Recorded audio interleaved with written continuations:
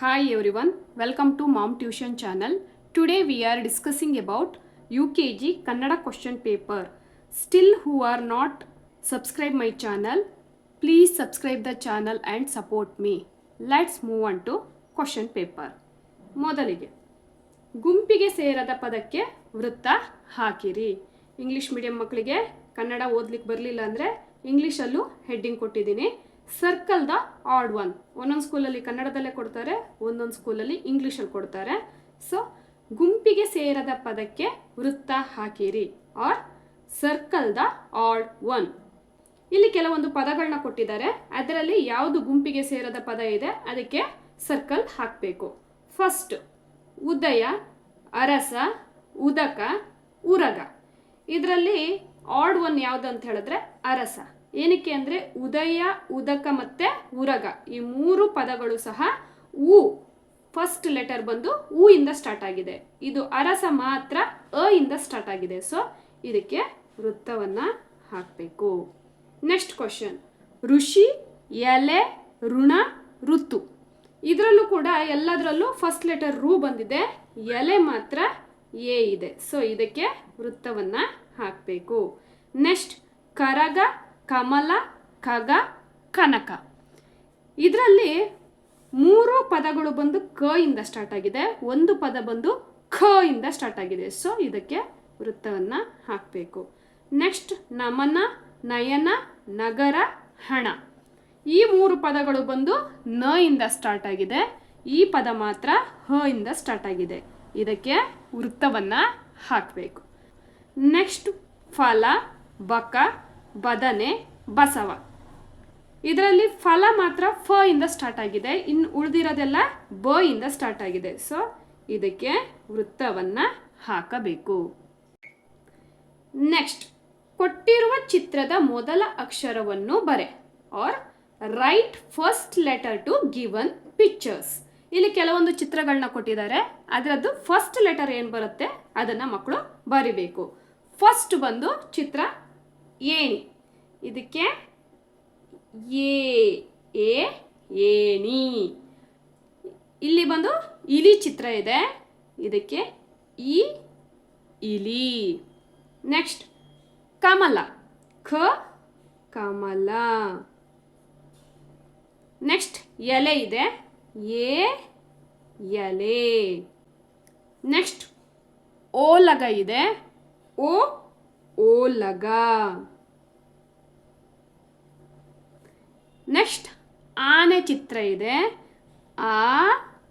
ಆನೆ.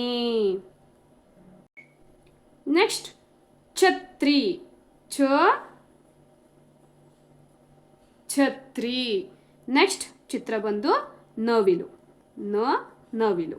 ಈ ರೀತಿಯಾಗಿ ಕೆಲವೊಂದು ಚಿತ್ರಗಳನ್ನ ಕೊಟ್ಟು ಮಕ್ಕಳಿಗೆ ಅದರದ ಮೊದಲ ಅಕ್ಷರವನ್ನು ಬರೀಲಿಕ್ಕೆ ಹೇಳಬೇಕು. ನೆಕ್ಸ್ಟ್ ಸರಿಯಾದ ಕ್ರಮದಲ್ಲಿ ಬರೆಯಿರಿ, ರೈಟ್ ಇನ್ ಕರೆಕ್ಟ್ ಆರ್ಡರ್. ಇಲ್ಲಿ ಕೆಲವೊಂದು ಅಕ್ಷರಗಳನ್ನ ಕೊಡಲಾಗಿದೆ, ಅದನ್ನು ಹಿಂದು ಮುಂದು ಮಾಡಿ ಕೊಡಲಾಗಿದೆ. ಮಕ್ಕಳು ಅದನ್ನು ಕರೆಕ್ಟ್ ಆರ್ಡ್ರಲ್ಲಿ ಅಂದರೆ ಸರಿಯಾದ ಕ್ರಮದಲ್ಲಿ ಅದನ್ನು ಬರಿಬೇಕಾಗತ್ತೆ. ಇಲ್ಲಿ ಕ, ಜ್ಞ, ಖ, ಘ, ಗ ಕೊಟ್ಟಿದ್ದಾರೆ. ಇದರಲ್ಲಿ ಫಸ್ಟ್ ಯಾವ್ದು ಬರುತ್ತೆ? ಕ. ಅದಾದ್ಮೇಲೆ ಕ, ಅದಾದ್ಮೇಲೆ ಗ, ಅದಾದ್ಮೇಲೆ ಘ. ನೆಕ್ಸ್ಟ್ ಞ.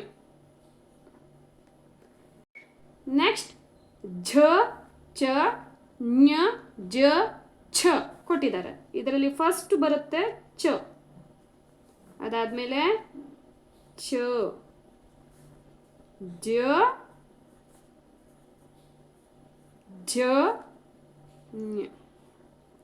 ನೆಕ್ಸ್ಟ್ ಡ, ಠ, ಢ, ಣ, ಠ ಕೊಟ್ಟಿದ್ದಾರೆ. ಇದರಲ್ಲಿ ಫಸ್ಟ್ ಯಾವ್ದು ಬರುತ್ತೆ? ಠ.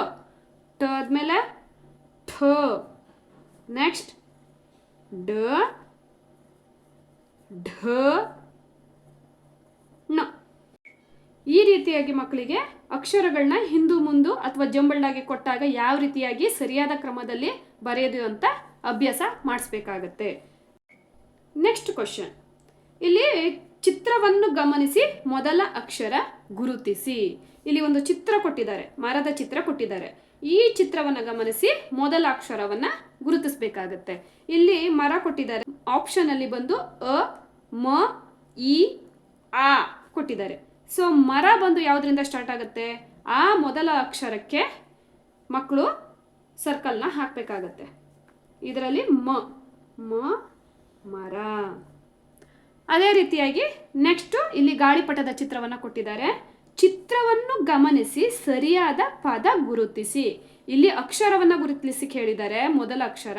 ಈಗ ನೆಕ್ಸ್ಟ್ ಕ್ವಶನ್ ಅಲ್ಲಿ ಬಂದು ಚಿತ್ರವನ್ನು ಗಮನಿಸಿ ಸರಿಯಾದ ಪದವನ್ನ ಗುರುತಿಸಬೇಕಾಗತ್ತೆ.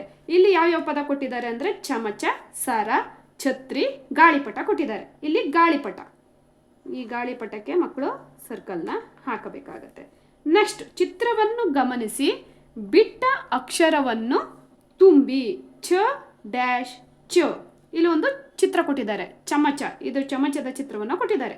ಚಿತ್ರವನ್ನು ಗಮನಿಸಿ ಬಿಟ್ಟ ಅಕ್ಷರವನ್ನು ತುಂಬಿ.